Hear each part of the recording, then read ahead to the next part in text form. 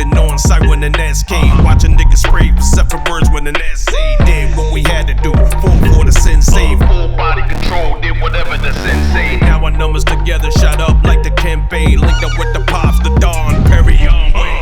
Yeah, healing back at the olive tree. 2 branches unchained like former parolees.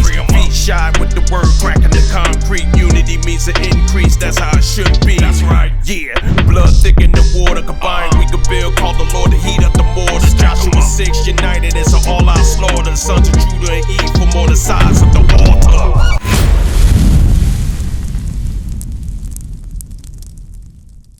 Are we blessed today? I like what you just said. But think about it. As a nation of people, we constantly get killed, right? If it ain't by our own, who is by? Right, that's the point I'm getting at. Of our people is the #1 race to get killed. That's the point I'm getting at. And then our women is the most one getting raped, robbed, and murdered. Right? Then our children get trafficked. You see what I'm saying? Or they get put in the system. So we're not a blessed people. I'm just going to keep it real with you. We're not a blessed people. A blessed thing is that I can come out my house, don't have to be afraid of what's going to happen today. That's right. You see what I'm saying? Or I got to be afraid that my brother going to shoot me in my back today. Or step on my shoes, now I got to get angry with him. Or he got to talk about me behind my back. You understand? That's not being blessed, brother. You understand what I'm saying? Well, jump to verse 15. I'm going to show you what's happening. Verse 15. Verse 15. But it shall come to pass, if thou wilt not hearken unto the voice of the Lord thy God. So it's a flip side, Tony. If we do not hear the voice of the Lord thy God, come on. To observe to do all his commandments and his statutes, which I command thee this day. Go ahead. That all these curses. Say all these what? All these curses shall come upon thee and overtake so, thee. So Tony, if we didn't keep God's laws and commandments as a nation of people, we'll be cursed as a people. Now, is that true? Yes, that does happen. Because my brother right here, Tony, just walked from the street. Where if we was blessed, you had to walk. You understand? That's right. You won't be. We won't look the way we do when we come out the house. We ain't got to worry if our sister's going to stab us or a sister going to set us up, put us on child support, and go to the white man on us. You understand what I'm saying? We are destroyed as a nation. But the promises are here in the last days to show you that you're a God-chosen people. That's right. Because guess what? You didn't know you was a God on earth, did you? No. Do you think that's in the Bible? Let's prove it. Psalms 82 and 6. Come on. The book of Psalms. I'm trying to show you something. Stay with me. Stay with me. Chapter 82 and verse 6. Go ahead. I have said, ye are gods. What did the Bible say, Tony? Yeah, he said we are gods, right? Read it again. I have said, ye are gods, and all of you are children of the Most High. The nation of Israel is the only people are the people, the children of the Most High God. Read. But ye shall die like men. That's the part I'm talking about right now, slavery. He said, but yet we will die like men. It didn't say yet. It said what? But ye shall die like men. We shall die like men. Right. That's what that's happening. That's the curses that we're reading about. Go back and read it. So what happened? Because we have what? Broken God's laws and commandments. The same thing that the pastor said is done away with. Right. Am I right?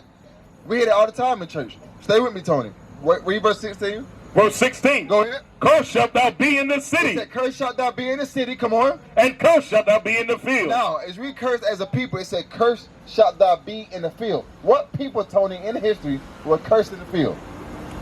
What people was picking cotton, tobacco, sugarcane in a field? What's that? Black Americans. Black Americans. Don't you see it in this picture? Oh, I'm sorry, wrong one. It's right here. These are real, actual pictures. Come closer, cuz I'm trying to get you to come closer the whole time. Look at this right here. Who are these? These are our foremothers that's working in the cotton fields. That's right. Right, real slaves, that's what it's talking about. But check this, Tony. If Moses is talking to the Israelites, but it happened to what you say, Black Americans, what that makes us? No. If Moses saying that slavery happened, that we'll be cursed in the field, and you see black people was in the field cursed, what makes us? What does that make us? No, it makes us Israelites. That's right. Because remember, Moses was talking to the Israelites, but it happened 2,000 years later. So that makes us the children of Israel. That's right. You understand how important your history is besides slavery? Let's keep going. Come on. It says, cursed shalt thou, top part. Cursed shalt thou be in the city. Now it said, cursed shalt thou be in the city. You look around you, Tony. I think we ain't in the heart of Rocky Mountain yet. I think you go a little further down, you might be in the heart of Rocky Mountain. But it's hoods in Rocky Mountain, am I right? It's slums and ghettos in Rocky Mountain, right? It's little portions in Rocky Mountain that's always getting killed that the police ride by every day to check on it, right? That, say it again, read it again. Cursed shalt thou be in the city. That's cursed shalt thou be in the city. You understand? They don't happen to everybody. Because we always say as a people, there's a white side, there's a black side. We get here, we'll drive. If we drive a little further, it's a nice little suburbs right there down the street. They don't have nothing happen to them. You understand the difference? You understand the difference, Tony? You sure? Okay, watch this. Now let me ask you this, Tony. How did we get from Africa to over here? And what transportation? On boats, right? Now, give me another word for boat. Is it cargo slave boat? Or is it cargo slave what? Ships, right? Now, is that in the Bible? Yeah, okay, let's check it. Come on. This is the book of Deuteronomy, chapter 28 and verse 68. Go ahead. And the Lord shall bring thee into Egypt again with ships. So God said Moses said to the Israelites, if what? And the Lord shall bring thee into Egypt again with ships. Now, you remember, right? It says, remember Moses, he said he saved us out of Egypt the first time when he parted the Red Sea. Now he said, I will bring you into Egypt again. Now, are we in Egypt today? Did we walk over here? No, right? What does Egypt mean? Because we're in Egypt today, right? It won't make sense to say we're in Egypt, right? Watch this, read that. The book of Exodus. Yeah, the country. It's not talking directly as the country because why? We're not in Egypt.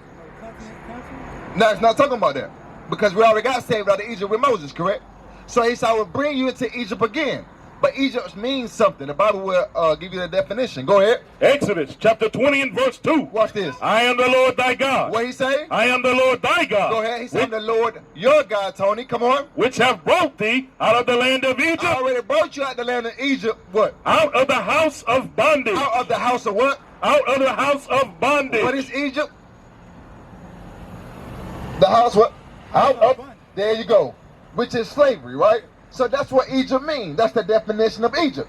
Go back. Come on. Verse 68. And the Lord shall bring thee into Egypt again. I will bring you into bondage, slavery. Again with ships. With what? With ships. So that's how we blacks, Hispanics, and Native Americans, how we got came over here into America by ships. Why? Because we have broken God's laws and commandments. Right. You understand that? That's what we need to know, because a lot of times we go to school, we learn from school that a white man just needed some workers. But if you think about that, let's play devil's advocate. Say if that's true, right? Why did he get the Japanese? Why did he get the Chinese? Why did he get the Arabians? Why did he get the Africans? Right? He came and got solely the Israelites, which is us, the blacks, Hispanics, and Native Americans. Come on.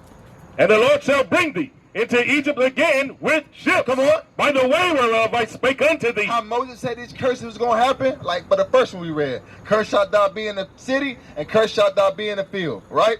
That happened. Come on. Thou shalt see it no more again. And Tony, you're not going to see your motherland again. What is our motherland? Huh? Come on, I can't hear you. Come on. Come on. Hold on now. I want to hear you. It's the motherland. Yeah, what's the motherland? That's not the country we live in? Is it a continent? The country we live in? That's not the country? No. The America? No. That's not our motherland. Because life didn't start here. Africa. There you go. But what part though? Because a lot of countries in Africa, am I correct? You got, huh? I'm not familiar with Okay, it's cool. That's cool. We got you. Watch this. The book of The Bible helps you. That's what we're trying to show you. Go ahead. Galatians chapter 4 and verse 26. Go ahead. But Jerusalem, which is above, is free. But what? But Jerusalem. But what? But Jerusalem. But what? Jerusalem. But what? Go ahead. Which is above is free. Go ahead. Which is the mother of us all. So the motherland is Jerusalem. That's right. He said, you're not go back to Deuteronomy 28. He said, we're not going to see what? And thou shalt see it no more You're not again. going to see Jerusalem. Jerusalem is that it. You're not going to see Jerusalem no more again. Is that true? Yes, because we think we're Americans. Like the brother came out earlier. Right. Or we're black Americans. Or I'll just say Americans. We're not Americans. We're the Israelites. That's right. Go ahead. Thou shalt see it no more again. Go ahead. And there where these ships take you, Tony, ye shall be sold unto your enemies. did not that happen, Tony? Did not we get sold to a people? Think about it. Come look at it. Did we not get sold as a people? Yes. These are facts. We've been sold. You might say, well, I wasn't sold. Yes, you was. Your ancestors was. That's your right. lineage was. And after they got sold, you're still on the same side where your ancestors came as slaves. That's right. You were sold, right? What's your last name? What? You might be my cousin, but hey, check this out. I know the Williams. My father's a William, right? Watch it. Go to Isaiah 65. I think it's 15. Isaiah chapter 65, verse 15. Watch this. Because your last name Williams, right? That's what we're touching on. Watch this. And ye shall leave your name for a curse. It said leave your name for what? For a curse. So we left our name, which what? The Israelites. We left our godly name for a what? For a curse. William, Smith, Covington. You understand? Go ahead. Unto my chosen. Unto my chosen. Come on. For the Lord God shall slay thee, and call his servants by another name. He said, I will call my servants by another name. Tony Williams. That's not what God called you. Right. God called you an Israelite. You understand? Watch this. Now go back. Finish that out. The book of Deuteronomy chapter 28, verse 68. Come on. And the Lord shall bring thee into Egypt again with ships. Come on. By the way whereof I spake unto thee. Thou shalt see it no more again. Go ahead. And there ye shall be sold unto your enemies. You were sold by your enemies. You left your name for a curse. You were sold to your enemies, which is the white man, the Chinese man, the Japanese, the Arabs.